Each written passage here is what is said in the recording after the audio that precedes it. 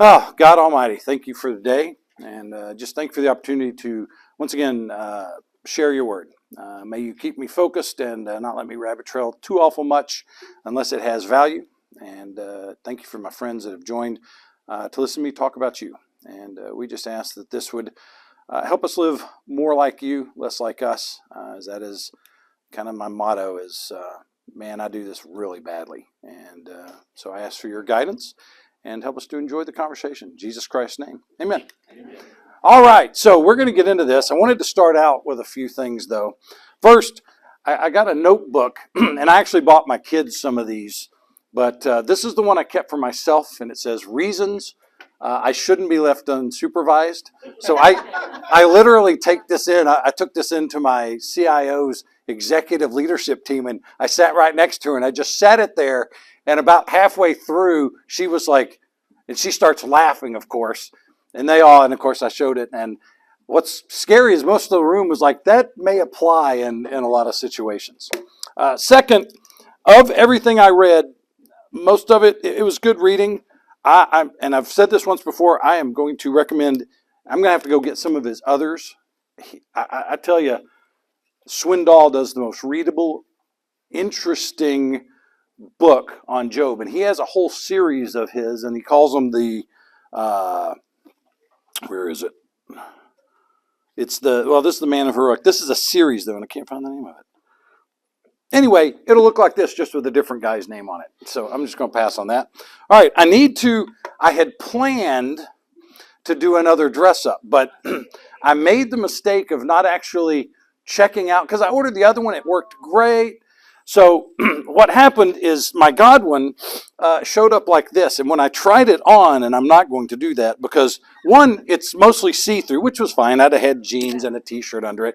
But second, and then I put a row around it, I looked like I was either going to a baptism, and even though it looks large, by the time it fits around this, I may have looked like a very fat luge person, and it just didn't work. So you don't get that.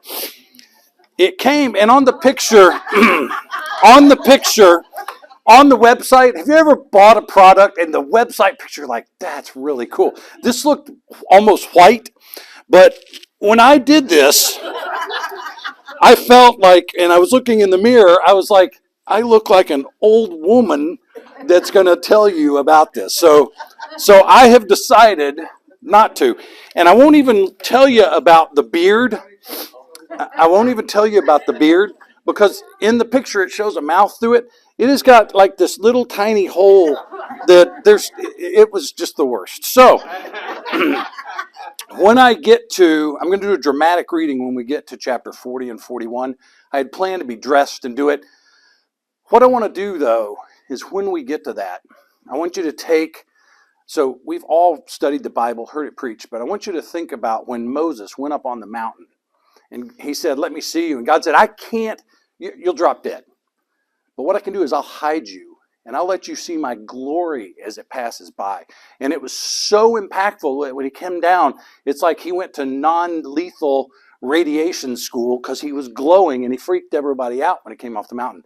I want you to picture that mental image from all the times you've heard that in church when I read this here in a little bit. Okay? All right. I also am going to kick us off because I only showed you a piece. Now I want to show you the whole thing, though, now that we're at the end. Come on. Let's put glasses on so I can use my computer appropriately. Now let's go. Okay. Are you going to play? No. Skip the verification. No! Sorry, I'm talking to it. Here, we're going to do it this way because I know I got this link working. This link should... You know what? I got this to play right before I came up here. I have no idea what honey and cinnamon can do for your brain. I'm 82 years old, and just a few months ago, I could That barely ain't remember it. my own grandparents' names. But today, my memory is as sharp as it was when I was 30. I drive by myself without getting lost. Remember? How'd you like that? Oh my goodness. That's hysterical. Why can I not skip the ad? Thank you. See, I told y'all to be careful. All right, we're going to watch the whole thing today. It's just 3 minutes. So Name's Job, landowner, father of 10, and apparently Satan's next target. So that's fun. Just We're going to get... fed the camels, closed the deal on 700 sheep. God is good, business is booming, kids are thriving. Oof, what could possibly go wrong? Anyway, might vlog later. Stay blessed. Okay, so, not to be dramatic, but I think I just got soft launched into the apocalypse. Raiders pulled up, took all my oxen, servants gone. Then, I swear I'm not hallucinating, fire from the sky on my sheep. My sheep, bro. Day 3 of the world's worst skincare routine. Hot tip, scratching with broken pottery? 0 stars. Would not recommend. Good news. Boyle's still here. Bad news, so is my wife. Are you seriously recording right now? It's called trauma vlogging. It's coping. They've been sitting here for 7 days. No talking. No food. Just holy judgment energy. May the day I was born be erased. Delete my birthday from the calendar. Why did I leave the womb just to suffer like this? Lost everything. My offspring, home, and half my skin. But apparently, I just need to pray harder. So let me get this straight. I help the poor. I pray. I keep it clean. You watch me get destroyed and say nothing. So Elihu just walked in. Says this pain isn't punishment. It's purpose. Character arc unlocked, I guess. So you bless the wicked, crush the innocent, and now I'm supposed to learn a lesson. You still listening? Because I've got questions. Do you still want to argue with the Almighty? You are God's critic, but do you have the answers? I am nothing. How could I ever find the answers? I will cover my mouth with my hand. I have said too much already. I have nothing more to say. Brace yourself like a man. I will question you and you shall answer me. He's speaking, not answering, just asking questions I can't survive. Are you as strong as God? Can you thunder with a voice like his? I'd only heard of you before, but now I've seen you. I take back everything I said. I repent in dust and ash. You 3 spoke wrongly about me. Job didn't. Bring offerings. He'll pray for you, and I'll accept it. So God pulled up, rebuked my 3 little comforters, told them they got it completely wrong, then asked me to pray for them. And I did, because I'm built different. So, God gave me double everything I lost. Herds, land, money. Even gave me 10 new kids. Same wife, though. Still love her. Just clarifying. Respectfully.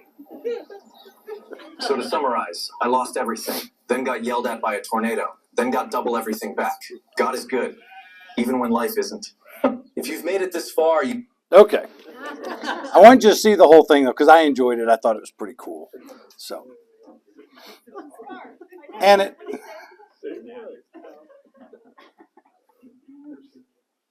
Okay. So, framing up the lesson. And does anybody besides me know what this is a frame of? I knew you would. Anybody else? Oh. I think carrying the wood for the set. No. That's decent. I like music out of the 60s and 70s and 80s, but I grew up, my parents worked with the youth group growing up. So that's the cover for Led Zeppelin 4. It's their best album in case you want to experience Led Zeppelin. In my opinion, it's, oh my gosh. They may have even been, they were after your time. All right. So one of the things, he started it, just so you know. So one of the things, though, that I want to frame up this lesson is God in this, really, we've got him at the beginning, but when he talks to him, he talks at the very beginning, and then he has a few chapters at the end. And the rest of it, he's quiet. And when God does speak, he doesn't really explain Job's suffering. You saw that in the little funny video, but he doesn't ever say, okay, let me let you in on the secret of how this is going. Even though our little video says, hey, I just got soft launch and I'm Satan's next target. He didn't know any of that. He was just going about his day and it went sideways. And then God reveals himself rather than giving reasons, because as I've said through this whole thing, he's God and we aren't. And that's the thing I want us to keep in focus as we go through this. And one of my notes I put here is I said, hey, this is a lesson more about the listening, not really the fixing. And I want to emphasize this is a focus on God's words in Job, and that there's some tension and mystery in this on purpose. Because if you read Job, there's a lot of things you kind of go, why? And you're really struggling. It makes you go look for other things. Like even when we talk about the whirlwind, when I was going to do the funny little dress up, but he experienced God like only a few people in the Bible ever really did. I mean, face to face, talking to the Almighty. So, and survived it, by the way. Okay. So, when God speaks, if you go to the very first, God affirms Job's integrity before the suffering happens. So, everybody remember there at the beginning, Satan just shows up and starts going, hey, where have you been? God says, where have you been? He says, I've been roaming about, taking a look. And God's the one that actually says, well, have you considered my servant Job? So, and then talks to how he's the best that he's got and all this kind of stuff. And then, of course, Satan goes, whoa, now that you mention him, I think it's because you coddle him. And, of course, we know he lets him take everything, lets him make him sick and all that stuff. But God was already saying, this is my guy, before he had gone through anything. Which, of course, because God knows the end of his story, knows that he's going to struggle with it, but he's going to come through just like I expect him to. Which always gets you into that circular thought, which is great. And then, of course, he's silent through this whole book until the end. But the thing I want you to think about is silence doesn't mean absence. So fortunately, I'm married to one because I talk a lot. I know none of you believe that, but I do it a lot. I get paid to talk. But if we're in a conversation, Christy will sit and listen. And I'm sure y'all have noticed in here, she will very rarely speak up. But when she does, you really should listen, because I do, because she's far smarter. She knows her Bible far better than I probably ever will, no matter how much I study, because it's part of her makeup. It's just how she does it. And she didn't know I was going to pick on her this much, but she's used to it. So where I would go with that is, just because someone's silent doesn't mean that they're not engaged in what's going on. And the way I look at this is, because we're going to get into what God said, he of course was paying attention to this whole thing, even though Job is losing his mind of, where are you? What have I done? And there's no answers coming other than his buddy showing up and exasperating or helping. You can look at it both ways. So, all right. So silence doesn't mean absence. Questions? No? Good. All right. God speaks from the whirlwind. Can somebody grab 38, 1-4 for me real quick? I meant to ask earlier and I didn't write it down. Please. Then the Lord answered Job out of the whirlwind and said, who is this that darkens counsel by words without knowledge? Gird up your loins like a man, and I will ask you, and you instruct me. Where were you when I laid the foundation of the earth? Tell me if you have understanding. All right, so who is this darkens counsel by words without knowledge? Who's he talking about? This is easy. Yes. Well, and I think maybe Job a little bit, but yes, it's definitely the three friends. At least that's, anybody differ with that? I mean, that's who I've got here. God speaks with authority, but remember I said, he doesn't explain stuff. When you were a little kid, I know this probably never happened to you, but I may have gotten in trouble regularly. And my dad, there were instances, but I don't want to, and it was, what were the words that your parents said? Because I said so. Why do I have to do this? Because I said so. Now, as a kid, you're like, wait a minute, that's not fair. Now, they could have taken the time to explain, you just played in the park, you have mud from your top of your head to the bottom of your feet, you smell like a goat, you are going to take a bath before you do no, you're not coming to the dinner table, you will take a bath right now. And you're like, but because I said so. My mother would say it more often because that was my mom. But we got that. And as adults now, I totally get it. Well, no, you can't have a cookie before dinner, because what will it do? Spoil your appetite, spoil your meal. because it's not, and plus the sugar and all that. I mean, I was hyper enough. Having a couple of Oreos before I ate dinner and screw that. But it was because I said so. And I think here we've got questions coming back from God. He's not explaining what's going on. He's just saying, okay.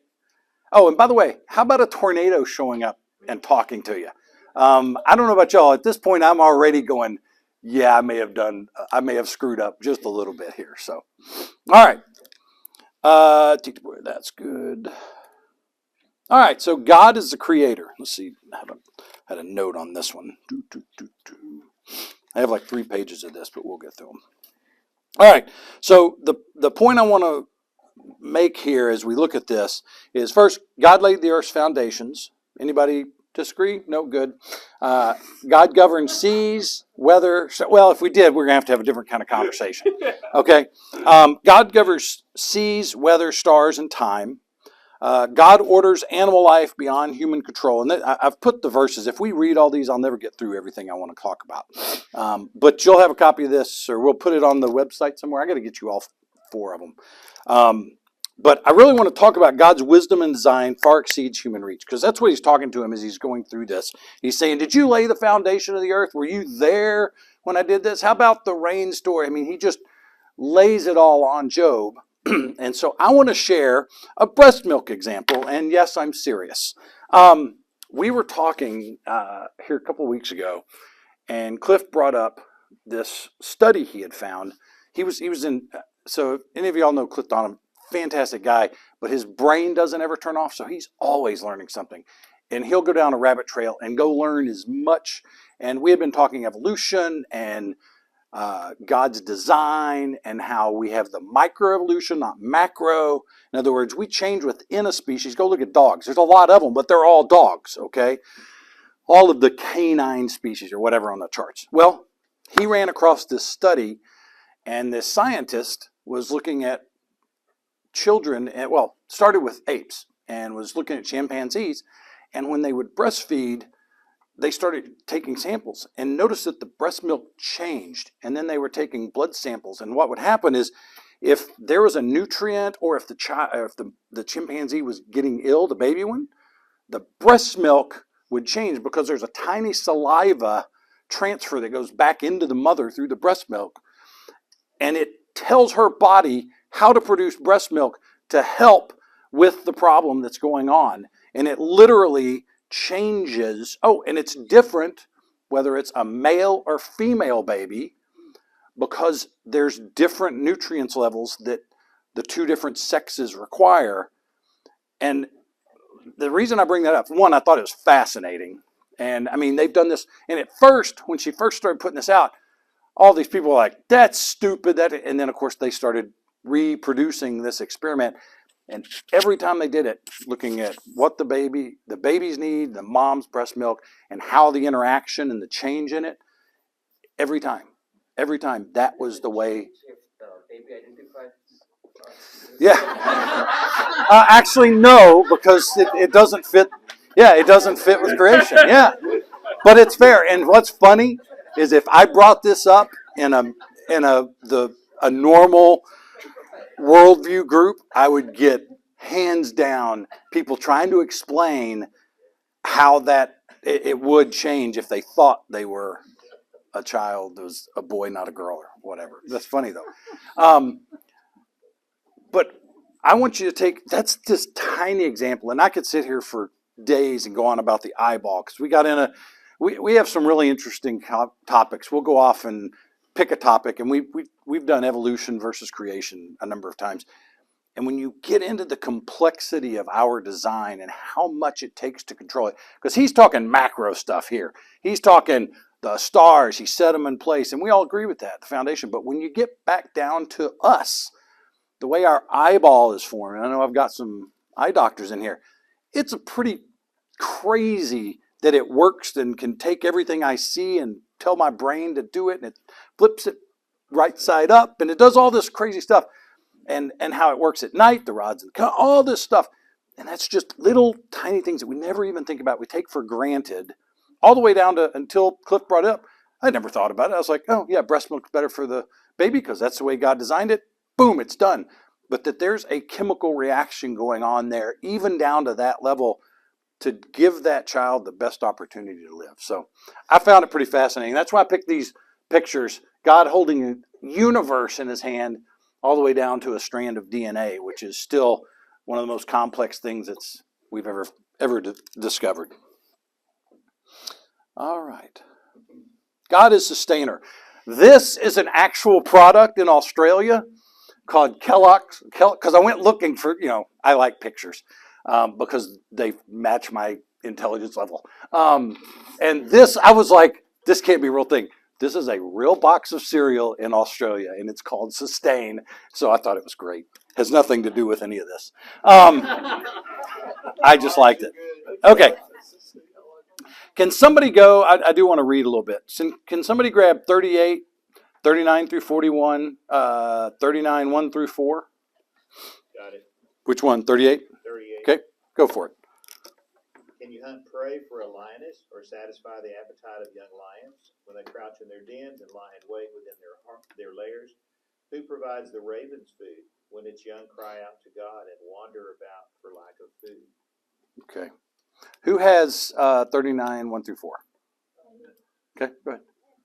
Knowest thou the time when the wild goats of the rock bring forth, or canst thou mark when the hinds do calve? Canst thou number the months that thy fulfill, or knowest thou the time when they bring forth? They bow themselves, they bring forth their young ones, they cast down their sorrows. Their young ones are in good liking, they grow up with corn, they go forth and return not unto them. Cool. And the next one goes on more about that, so how God takes care of stuff. But it really applies when you think about, again, back to God's creation. He's Job.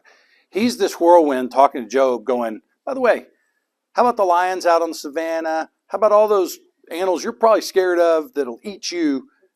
I provide all that. Oh, and that bird that just flew by, I take care of that too.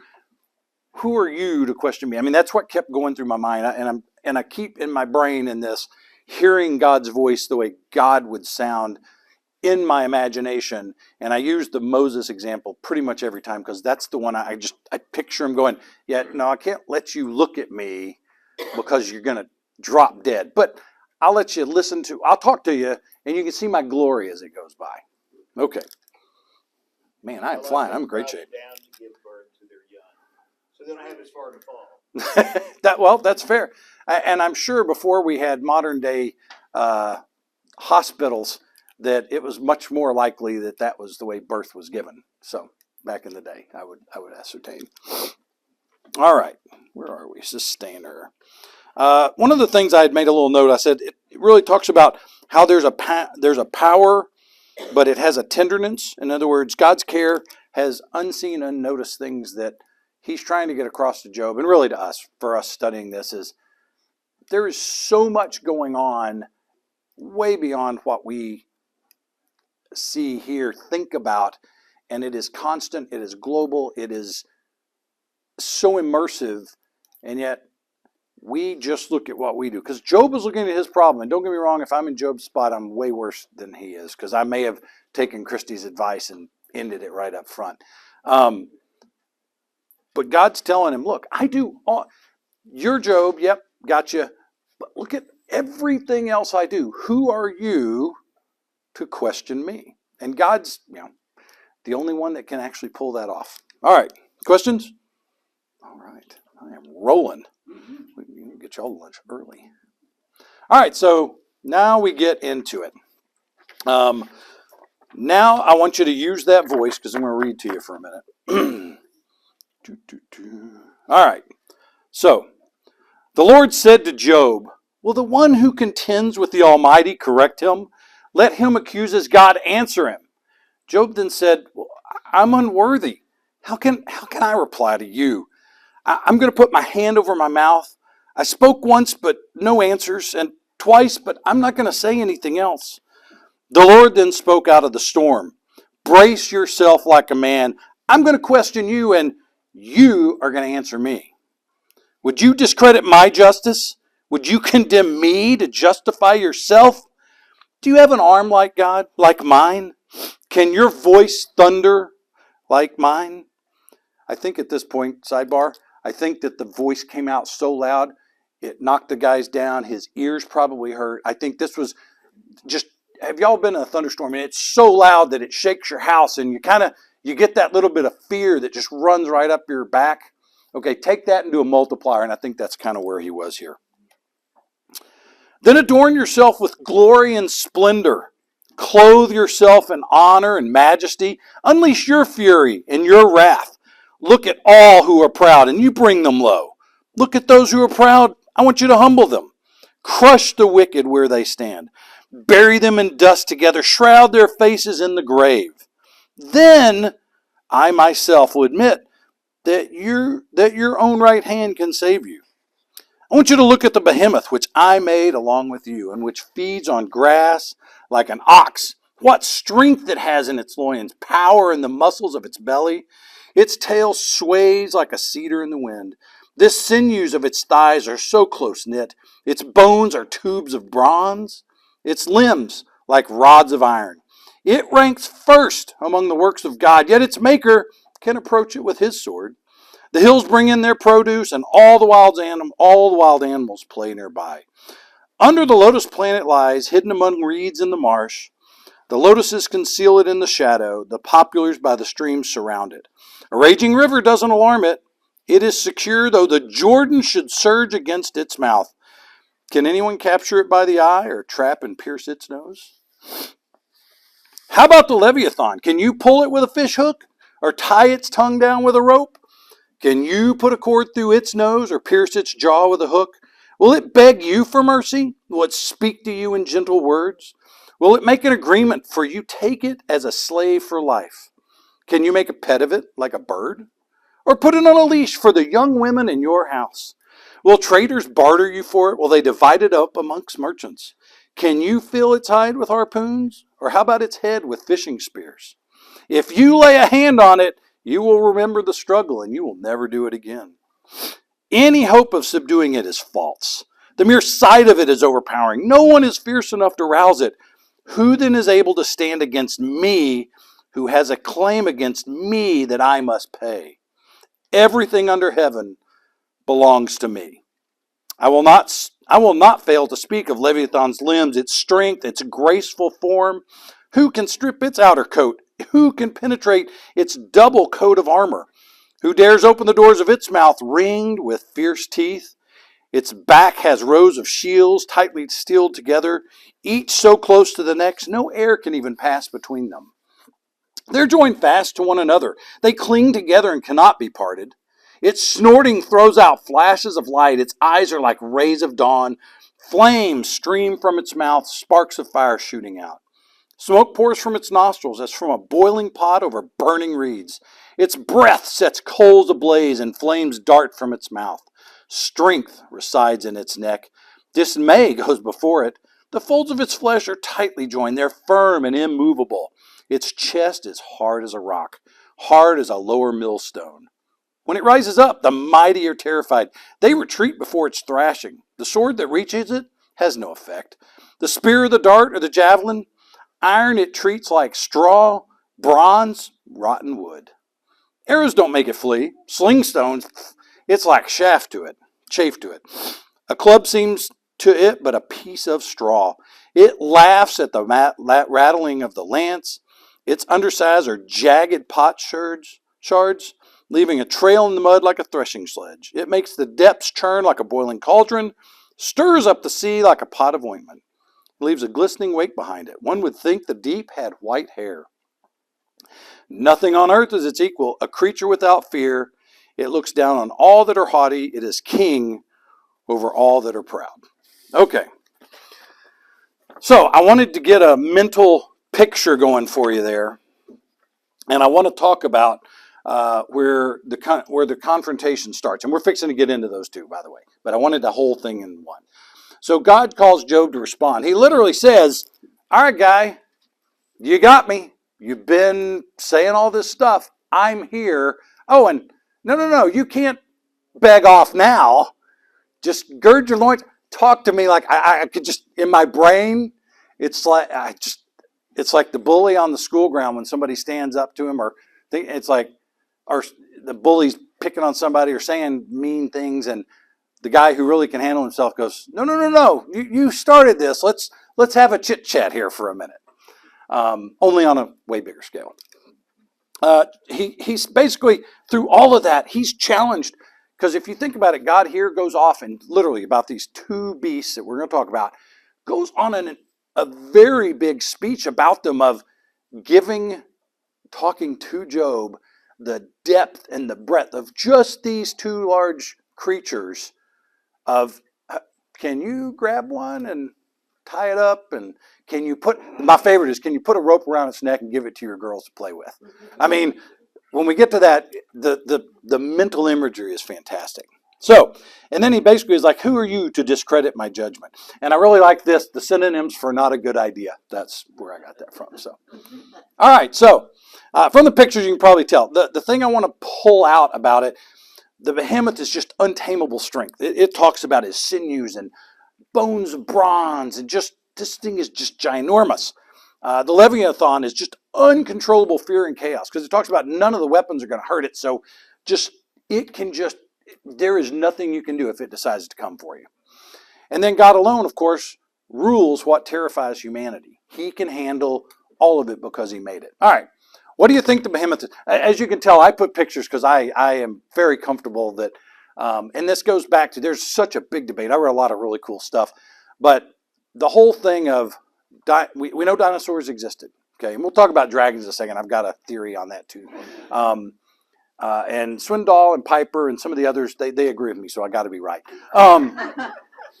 But very seriously, and Ryrie's probably right there with me. So yeah, if he says hippopotamus, he's wrong. I know, and I read that so often.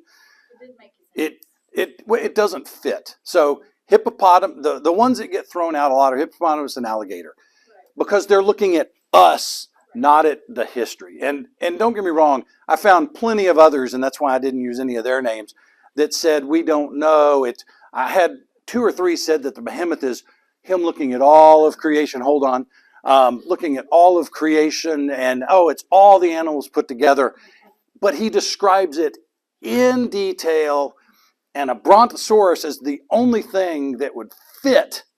And I had somebody challenge me, because I've talked about this a while. I've been thinking about this lesson, but it couldn't have existed. I said, okay, I'm going to give you that maybe it didn't, but it was created. It had to be when the animals created. Otherwise, because I'm a creationist, that God created the world in 7 days. Period. The end. If you disagree, that's okay. You can be wrong. God will explain it later. But even if they had already gone extinct or weren't around, he's ancient times. Remember, guys, he's way back there. He would have known about it. It would have had meaning, or why would he say what he says to Job? Because if it's something he's never seen that makes no sense, then this has no, it's like, what are you talking about, God? Okay, please. What do you got? Met Job where he was, because in the ancient time, people imagined natural disasters as causes of some giant creatures movement, like in Japan. Sure. They thought earthquake was caused by this fish movement. Sure. And they named that fish whatever, and so it's like, here, like Job, because Job could have, like, I don't know whether he saw a real behemoth or Leviathan. Sure. The behemoth and Leviathans are what familiar with these people. Sure. Met them where they were. I totally agree. It might have been natural disasters that got them like go down to the size of I think he'd have called it. I'm gonna disagree, because I think he'd have said, "You remember that earthquake?" Because he comes in a whirlwind. That's a tornado. And if we believe that, why would he have called it all this other stuff? Now, don't get me wrong. I read there are so many theories about this, and that's why it is. This is what Scott believes based on everything I read and where I was. Go ahead. Is this Thomas's question? No. Oh, okay. I'll save that for the end. On that note, I believe in this part, he specifically says who slayed Tiamat, I did and divided the waters. And Tiamat was from ancient, like Macedonian, the same story from I think where Baal came from. So he definitely ties in those, to your point. He definitely ties in that mythology to kind of in that area. So I think there is definitely, I think that happens, and we see that in this passage as well.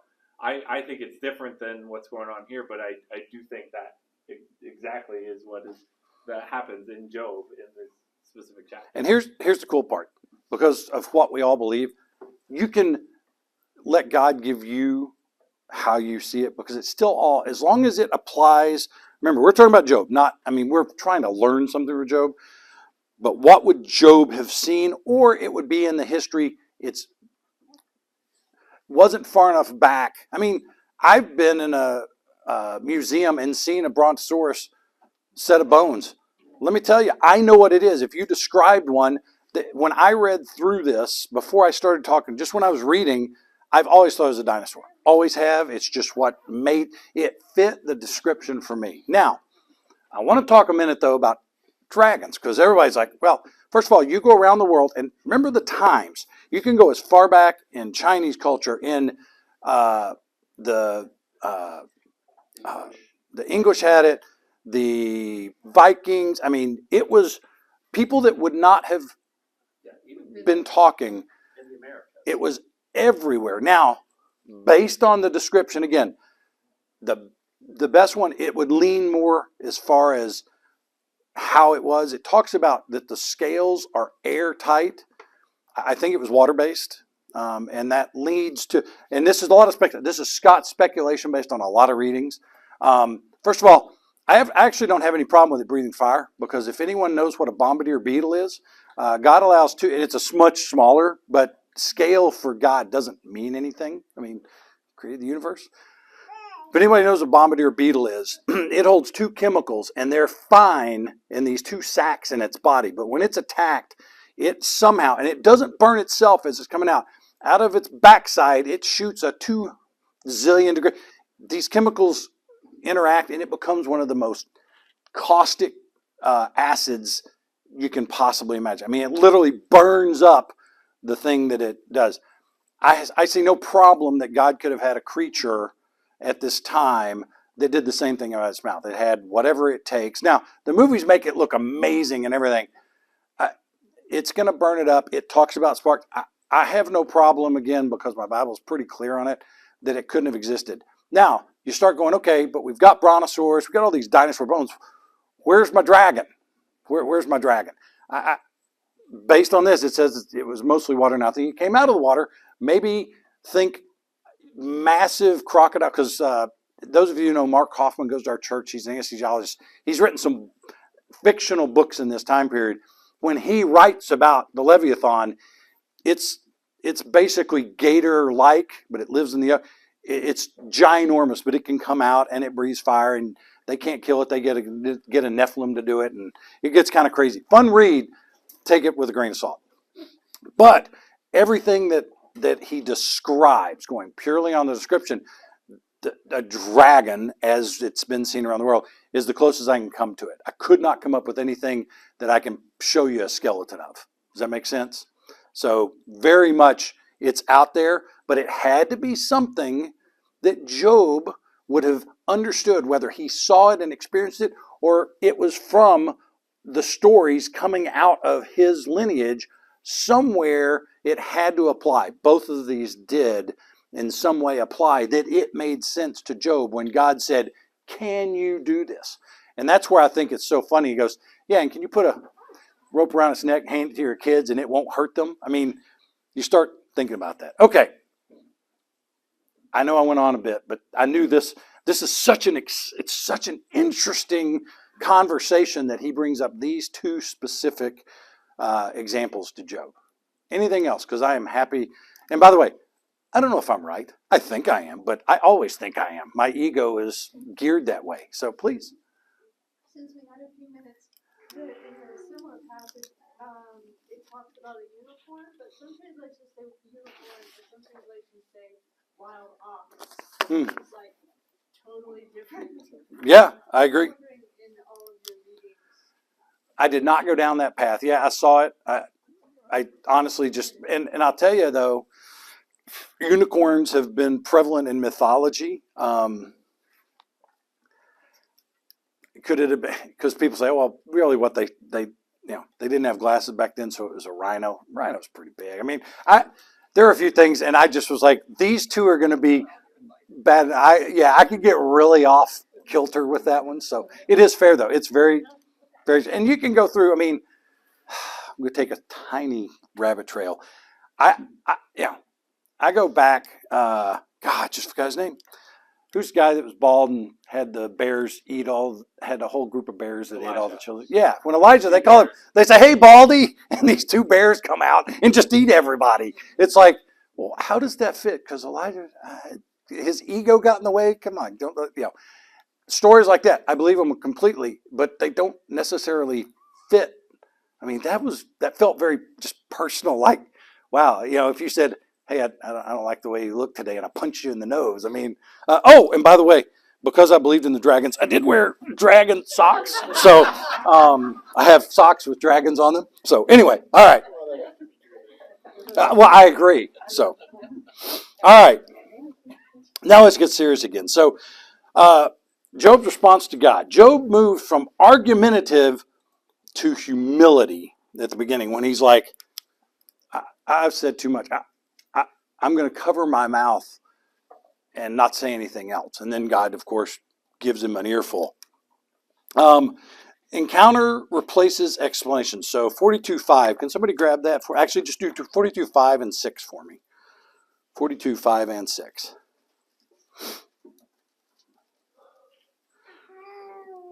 I agree. About you, but now my eyes have seen you.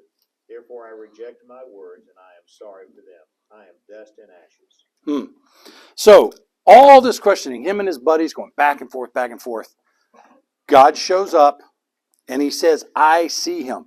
Direct conversation and interaction with God, and he basically says, "I'm wrong, God.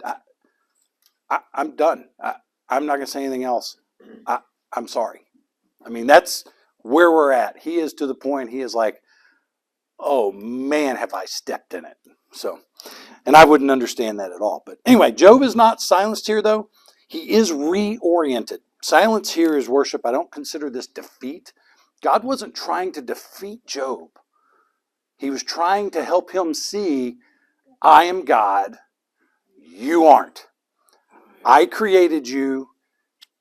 I'm God. You have to trust that I got this thing. Even though you're going through hell right now, I got this thing. But he doesn't give him direct answers. He just says, I am who I am. And Job gets it. Job's like, yep, got it. I repent. I'm just here, and I got it. All right, so response, please. God showed up and talked to Job. He never told Job that Satan came to No, him. he did not. Then who knew about that to put it in the story at the beginning of the book? Well, so when we first started in the first week, we came up with, I believe Solomon wrote this based on style. And there's there's 1,000 things. It could have been, there's a couple others. But for me, based on the one, I believe it's a true story. There's a place, went through all that. The writing style, you can take the lament way back at the beginning and go read anything that Solomon wrote and go, those kind of look alike. Whether he did or didn't, whoever was inspired by God to write this, I believe was given here's how this came about. So, and they've even talked about it could have been Elihu, what's his bucket? That's for Thomas, because I really screw names up too. There's some speculation. Could he have been the writer? He could. I think it's Solomon. Just the style is so Solomon-like. So, but you're right. We don't know for sure on any of that. But whoever the writer was, they were inspired and told. Because if I believe the rest of the Bible, I got to believe that somebody was told this is how it started, even though in the midst of it, Job and his buddies, until this was put to paper many, many, many years later, nobody knew that story other than, I think though, think about this. In the family patriarch and those new kids, those new 10 ones we're going to talk about in a minute, they heard those stories and it got passed down. And his buddies knew this story and were there when God here in a second goes, yeah, you guys, y'all are all wrong. They would have passed the story, but until it got committed to paper or papyrus or whatever they were writing on at the time, we wouldn't have known that piece. No, that's fair. How God told Moses how the creation happened. Exactly. There's their backstory that we couldn't have Right. known. No, that's fair. Divine inspiration. Yep. All right. No, go ahead. Somebody's going to say something. I'm sorry? Oh, he's mentioned a couple of times. He says, hey, and that's one of the reasons I am convinced that this is a real life story. There's too many places. Why would you reference a story? And Thomas and I were talking about this, 2 months ago or something? And he had this great one. He's like, yeah, it'd be like going up to somebody going, hey, you know Bob?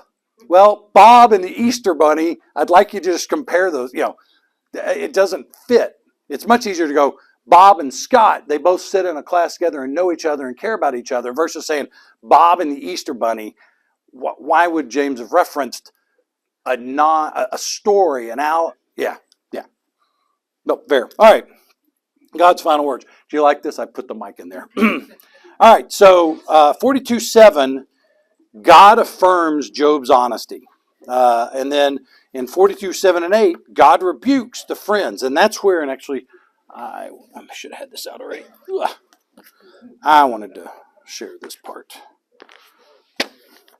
More notes. Where am I? 42. Nope, that's the wrong one. I brought the wrong Bible, didn't I? Give me a second. These pages are very tiny. I keep jumping into Psalms. This is my, that's not that one. I've been working out of multiple Bibles here, so 42. There it is. After the Lord had finished speaking to Job, he said to the dudes, I am angry with you and your two friends, for you have not spoken the truth about me as my servant Job has. Now, take 7 bulls, 7 rams, and if you'll go over to Job and offer a burnt offering for yourselves, then my servant Job will pray for you, and I will accept his prayer and not deal with you as your folly deserves, for you have not spoken the truth about me as my servant Job has. Then the dudes went and did as the Lord had told them, and the Lord accepted Job's prayer. So here we have, God doesn't forget what that whole, remember I said, he wasn't saying anything, but you think he wasn't right there going, no, I'll address that.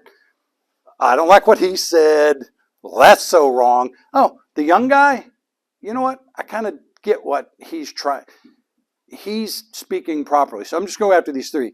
But can you imagine God, because God talks to him. He's been going at Job, but these guys are still there. They're still witnessing all this. And then God turns to him and goes, you guys are idiots, and I'm not even going to listen to you. In fact, the things I'm considering, you need to go do all what I'm fixing to tell you. And if Job prays for you, I'll overlook your discretions here.